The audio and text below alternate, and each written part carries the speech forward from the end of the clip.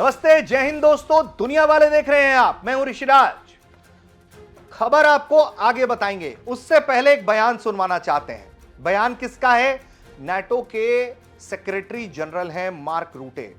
Trump के सामने एक बयान देते हैं, दुनिया के कान खड़े हो जाते हैं, क्योंकि वो ट्रंप को डैडी बताते हैं। जी हां, डैडी। और क्या बोलते हैं, पहले बयान सुनवाते हैं। They're not going to be fighting each other. They've had it. They've had a big fight, like two kids in a schoolyard. You know, they fight like hell. You can't stop them. Let them fight for about 2-3 minutes, then it's easier to stop them. And then Daddy has to sometimes use strong language to You have to get use strong language. Every once in a while, you have to use a certain word. अब आप सोच रहे होंगे कि भैया NATO का जो secretary general आदमी है, बड़ा आदमी होता है, उसकी भूमिका कैसी होती है, कौन है ये सब आपको वीडियो में आगे पता चल जाएगा, क्योंकि हम आपको पूरी जानकारी देंगे।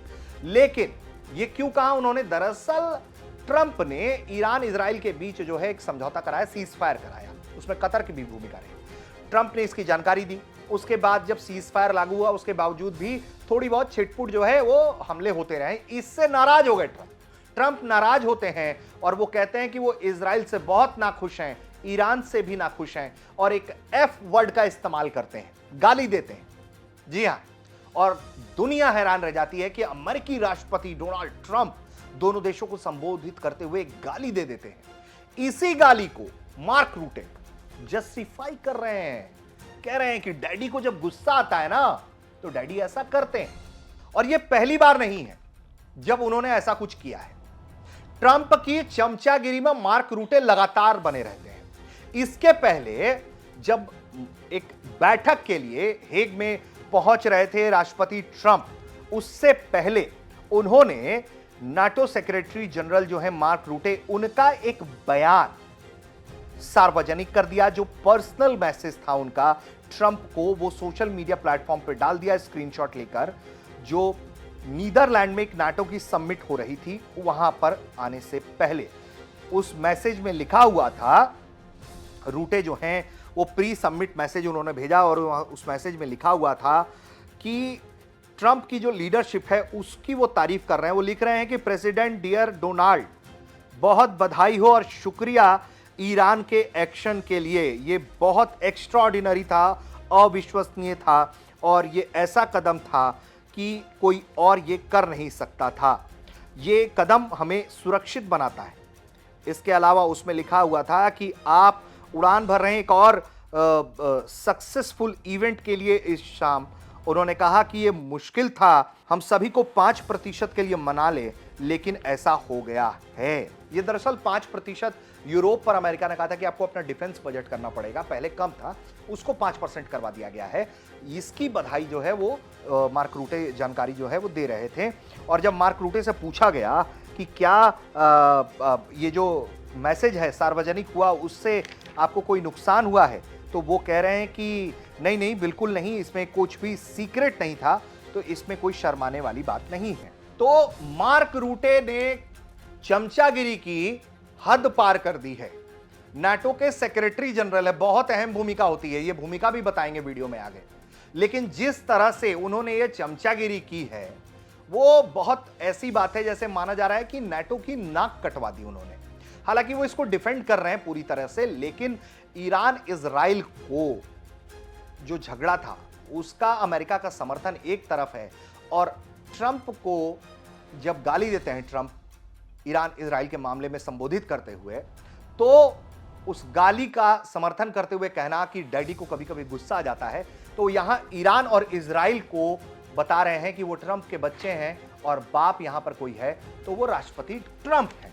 तो ये चमचागिरी की सीमा है एक नाटो के सेक्रेटरी जनरल की। वो क्या है, उनकी भूमिका क्या है उनका पृष्ठभूमि, अब इस पर आ जाते हैं।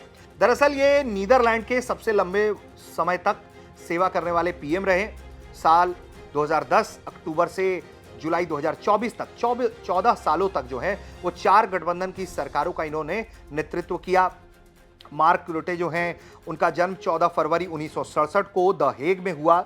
नीदरलैंड्स में ही हेग है। इसके अलावा उन्होंने लीडेन विश्वविद्यालय से इतिहास में डिग्री हासिल की। राजनीति में प्रवेश से पहले रूटे जो हैं वो यूनिलीवर में मानव संसाधन प्रबंधक के रूप में काम करते थे। 2002 में वो नीदरलैंड्स की राष्ट्रीय राजनीति में शामिल हुए। 2006 में People's Party for Freedom and Democracy के नेता बने। 2010 में वो नीदरलैंड्स के पहले उदारवादी लिबरल पीएम बने। उन्होंने आर्थिक संकट, कोविड-19 महामारी, यूक्रेन जैसे वैश्विक और राष्ट्रीय संकटों के दौरान नीदरलैंड्स का नेतृत्व किया है। रूटे के बारे में जानकारी यह है कि वो अविवाहित हैं, उनके कोई बच्चे नहीं हैं, वो डच प्रोटेस्टेंट चर्च के सदस्य हैं, वो इतिहासकार रॉबर्ट कैरो के प्रशंसक हैं और सामाजिक अध्ययन पढ़ाने का शौक रखते हैं।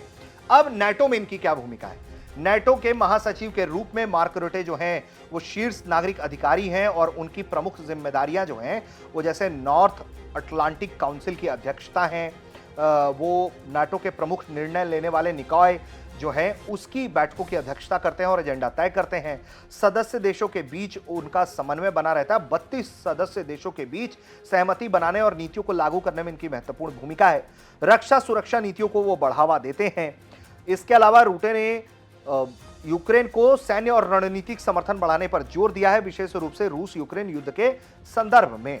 इसके अलावा अगर हम बात करें तो इनकी जो प्राथमिकताएं हैं वो नाटो को मजबूत रखना है।